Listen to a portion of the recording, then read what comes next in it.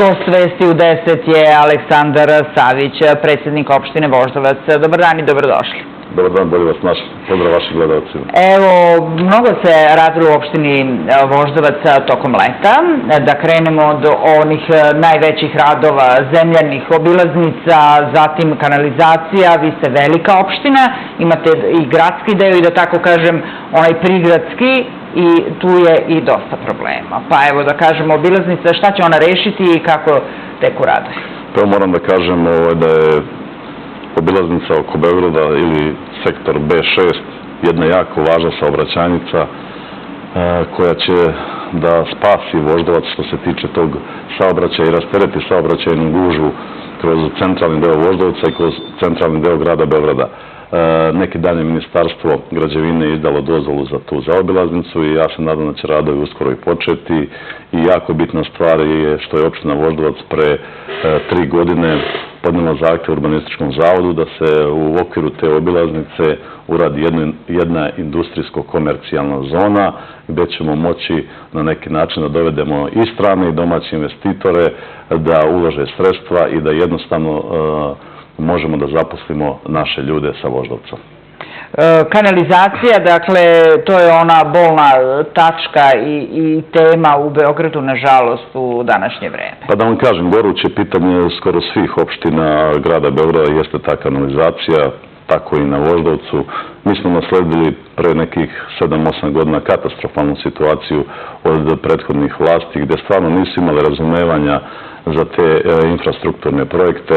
Da li su imali novca ili nisu imali novca, mi ne znamo gde je taj novac trošen. Uglavnom, građani su ti koji su nas i na neki način opredelili da u proteklih 6 godina radimo i na projektima, da radimo konkretno i na izvođenju radova.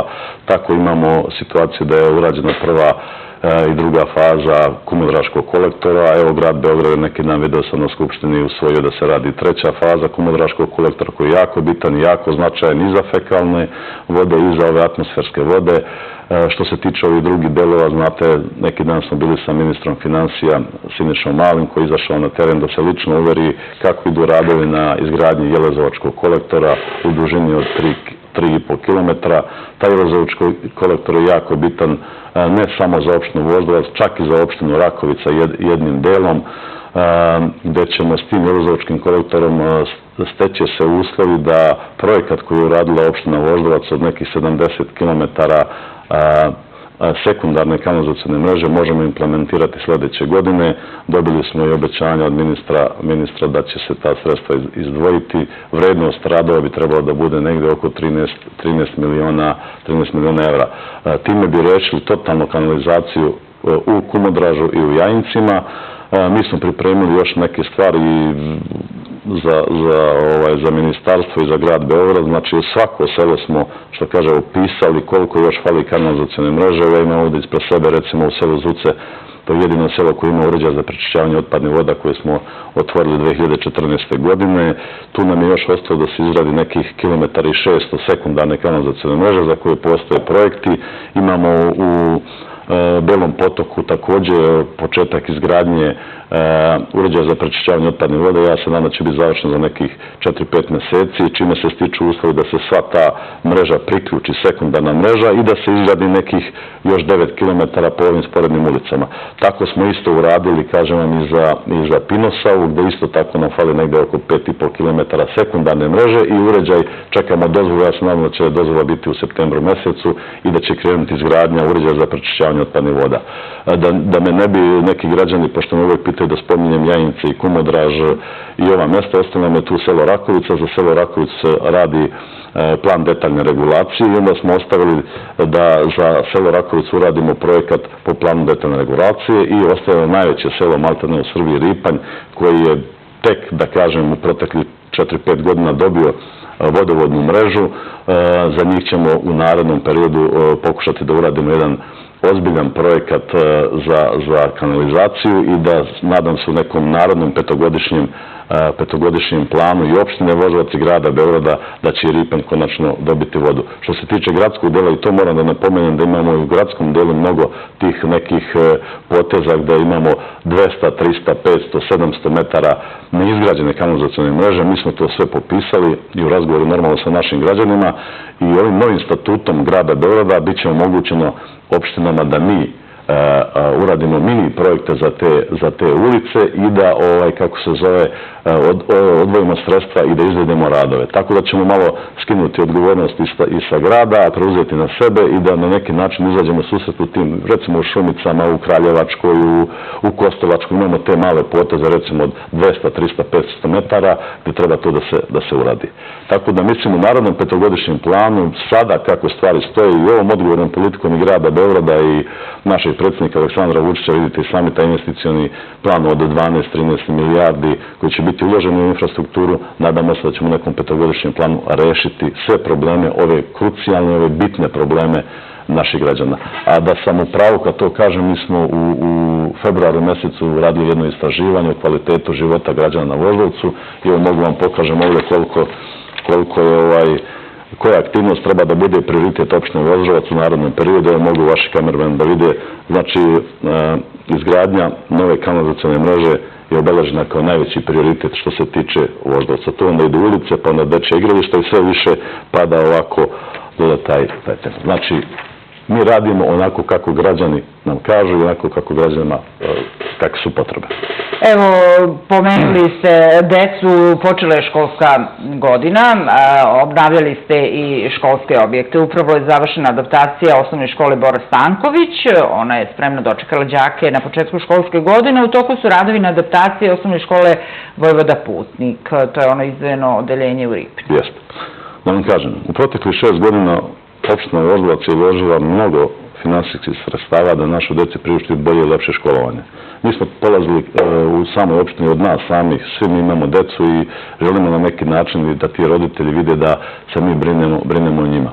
U posljednjih 6 godina svih 16 osnovnih škola na teritoriji gradske opštine Voždovac su rekonstruisane po potrebi onako kako su nam direktori nalagali i šta su bile njihove potrebe za sve to. Moram da naglasim da smo čak u Subotoru i izgradili nove 4 sportske sale pri osnovnim školama. Ono što je bitno da možete da znate, to je da sada radimo osnovnu školu u Ripnju koja je totalno Putnik, koja je totalno zapostavljena, ruinirana, ne znam da li imate slike, da li su moji saradnici poslali, to je katastrofalno stanje i ja se nadam da ćete doći za neki mjesec na otvaranje da vidite kako će to biti urađeno. Što se tiče osnovne škole Bora Stanković na Banjici, to je jedna sad prelepa, divna škola, rekonstruisana zahvaljujući sredstvima gradskog sektarijata. Evom prilikom se zahvaljujem mom drugu Slavku Gaku koji je stvarno uložio mnogo sredstava u sve to da deca na Banjici mogu konačno posle 30 ili 40 godina ili jednu pristojnu i normalnu školu. Normalno tu je i direktorka škole koja je unijela novu energiju u sve to i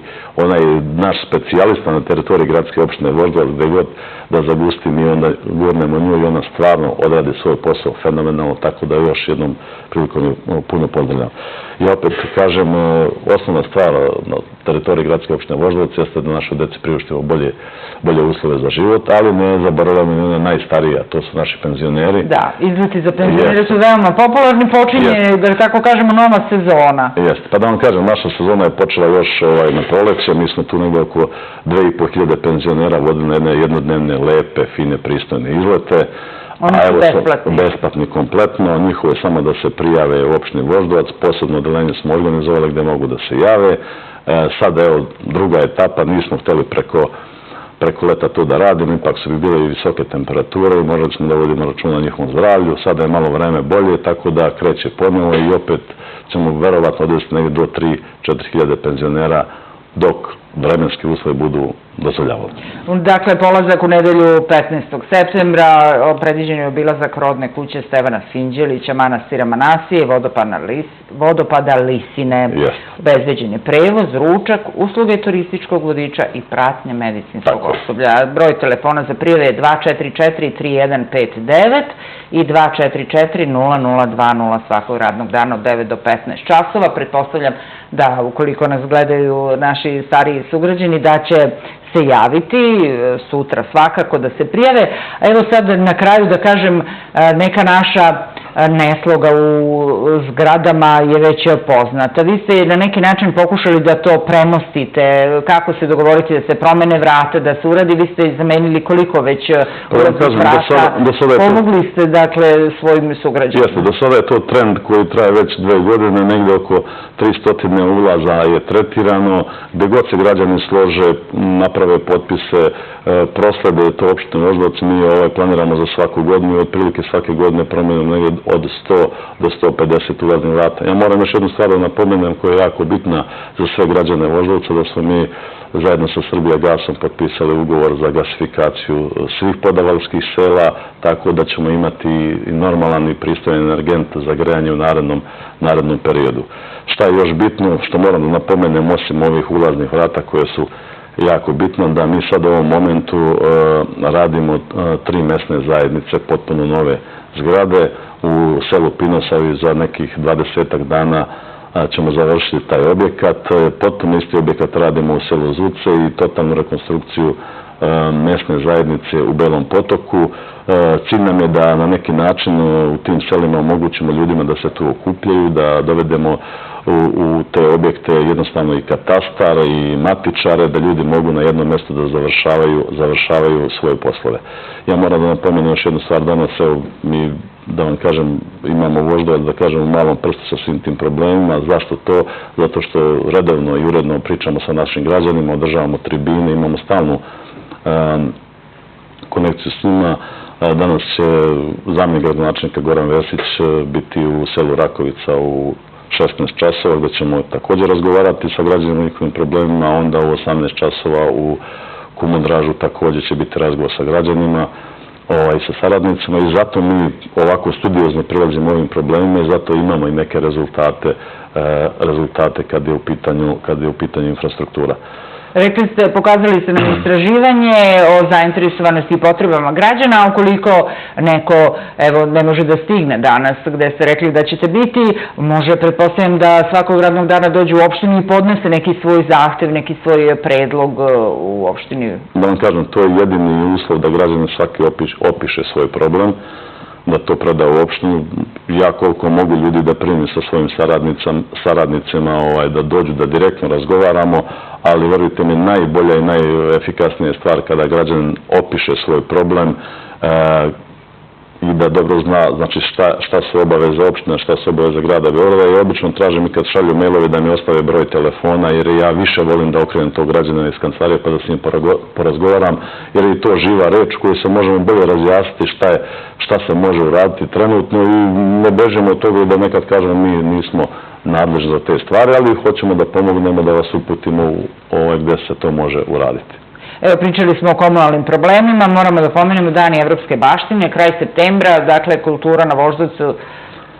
Pa da vam kažem, jeste to jedna jako značajna stvar, Dani evropske baštine, tu smo odvojili nekih 5-6, da kažem, dobrih stvari, posjetu rodnoj kući Vojvode Stepe u Kumodražu, obilazak muzeja knjiga i putovanja na Banjice Arligijat, imat ćemo program o poeziji Branka Miljkovića i sve to zajedno predstavlja neke kulturne dešavanja. Moram da vam kažem da je preko celog leta u Sportsko-kulturnom centru na Voždovcu, odnosno u Šumicama, bile su letnje večeri, što za decu, što za odrasle i ovom prilikom moram da kažem da je Sportsko-rekreativni centar Šumice stvarno smo ga podigli iz jednog bespuća i koji smo nasledili iz 100 miliona duga, taj sportski centar izuzetno dobro radi, nema nikakvih dugovanja, građani se gore okupljaju, puni su svi termini, tako da stvarno jedna lepa slika.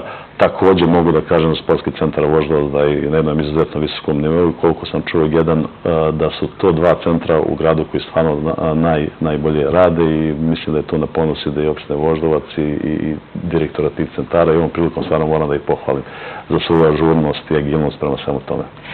Hvala vam što ste bili naš gost danas. Mi ćemo svakako pratiti vaše aktivnosti i slikom pokazati šta ste sve uradili od toga što ste danas najavili. Hvala još jednom. Hvala i vama i to što ste rekli slikom, to je najbolje i najuverljivije kada pokažete slikom. Kao što naš predsjednik države kaže, gospoda, evo pogledajte, ovako je bilo, a ovo je urađeno sad ovako, onda niko ne može više da kaže, da pravi insinuacije da li jeste, da li nije.